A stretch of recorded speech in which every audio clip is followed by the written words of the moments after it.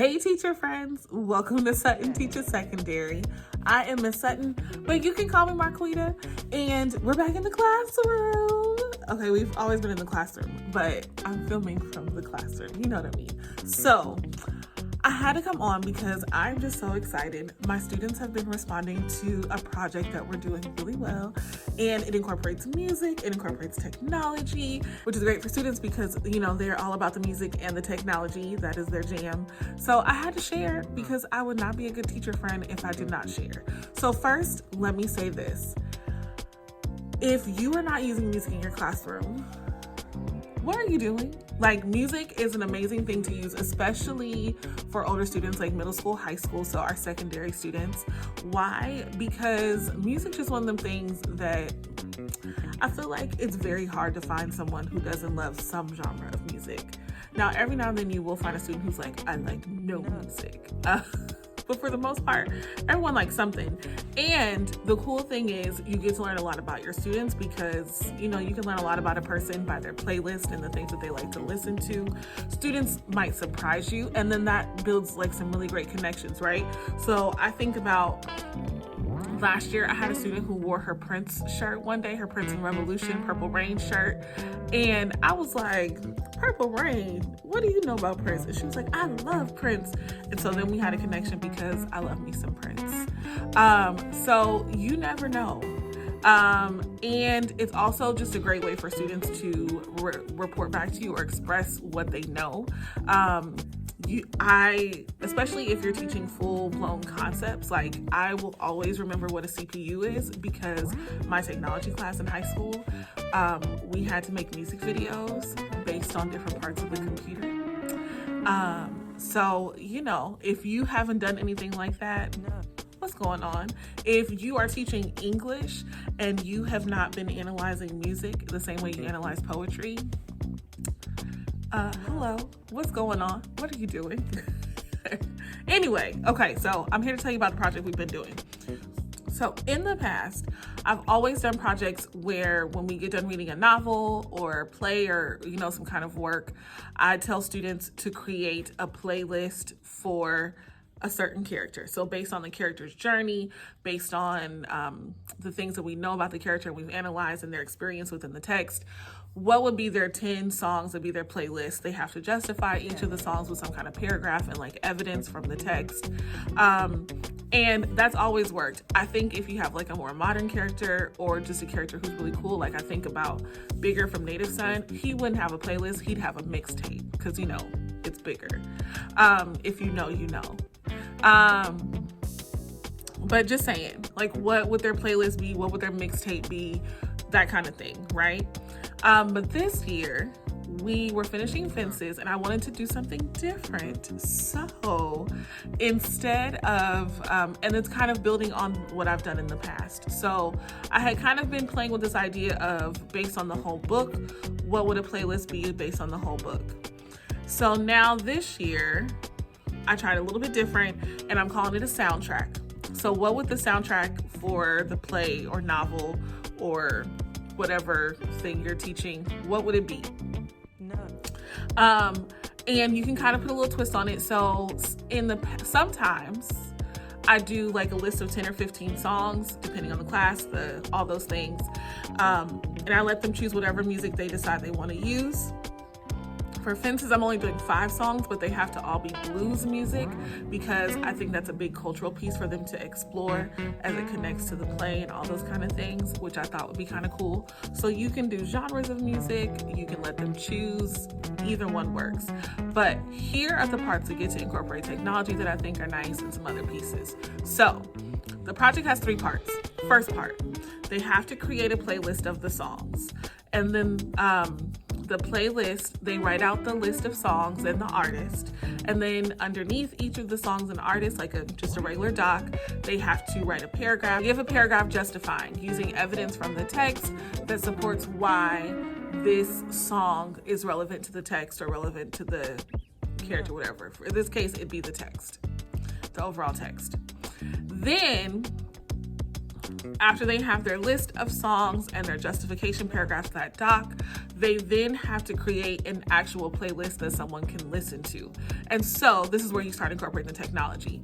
They can make a YouTube playlist, right? Because it's easy for students, every student, I'm sure, or if they don't, it's very easy to have a YouTube account. And they can create a YouTube playlists are pretty easy to make, right? So they're creating either a YouTube playlist, a Spotify playlist, or a Apple Music playlist. One of the three, something that I can actually listen to. They have to create a link or a QR code that takes you to the playlist so that anyone could listen. And this is the cool part, right? Because if you have students create a bunch of QR codes, then literally their project, like, it's hard nowadays to really post projects around your classroom because everything's so digital. But if they have a QR code, the QR codes could go up on your board and then it'd be like, take a listen to our projects or whatever the case. So they can click the QR code. That's why I love that piece. And then they have to create an album cover. Now, initially, I had been having students, like if they wanted to create some kind of physical copy, I've had students paint on CD covers.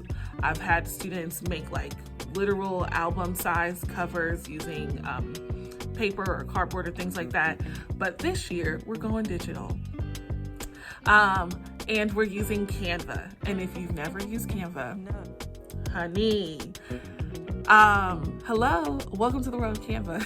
Canva is great, and it is free for students. So as long as they sign up with their student email or student account, whatever the case, like, you know, whatever email and Google and Gmail, you know, whatever they have that is their school issued one, then they should be able to use a free Canva account. No paying necessary. And the cool thing, and then you also can sign up for a free account because you're an educator. So using your school email, sign up for your free Canva account. You won't be able to do everything that Canva allows you to do, but you can do a whole bunch with your free educator account. Now, the cool thing is, I was doing a little research, and actually it's because a student ended up doing theirs digitally that I found this out. They have templates for making CD covers. Really cool. And so they already kind of have, and I'll try to pull something up on the screen to show you. They already have some of the templates available for you to kind of choose from, and then students can adjust those, add to them, whatever the case, based on the novel or based on whatever concept it is you're teaching, and you're having them do the project for it. So then there's an album cover that goes with the actual playlist that is created, which is very cool, right? So it's this concept of them doing the music research, then they're compiling it digitally so that it can be accessed. And because the Canva things look so cool, all they have to do is share them with you. I use Google Classroom, and so students share the link to their Canva, like what is created on Canva to me, because they have Chromebooks and so there's issues with downloading. But if students are using regular computers, they can definitely download it and then just upload it to whatever digital way students are turning in work to you. Very cool. I love it. And honestly, if you wanted to create a way where everything was compiled into one, like you have your written playlist, and then at the bottom there's a link to the actual digital listening to playlist, and then an actual link to the Canva CD cover, that would work as well. Or you could have students type up their actual list on the Canva CD cover, whatever the case, right? And their justification. There's lots of ways you can make it happen. But very cool project, and it's a cool way to be like relevant to students and what they have going on, and and pull it all together. And then we're talking about music, but music is as it connects to whatever's being learned in the class. I love it. Chef's kiss. I hope that helps. I hope if you are thinking about a way to kind of switch some things up, that this is pretty helpful. If you liked this video, hit the like button. It's okay. It won't hurt you. And it's free.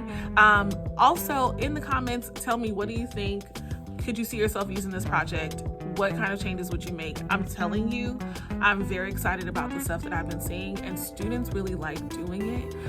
That's why it's kind of cool for me. And then like I said, I've done this in the past, but I've switched it up in a couple ways, right? Like having them do it digitally, also limiting their music choices to blues music, all kind of things that I think, I don't don't know, it's nice to kind of switch it up and see them excited about a project. So tell me what you think.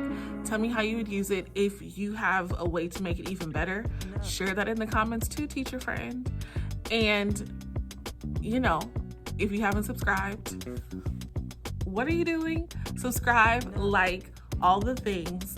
And as always, y'all, you are amazing.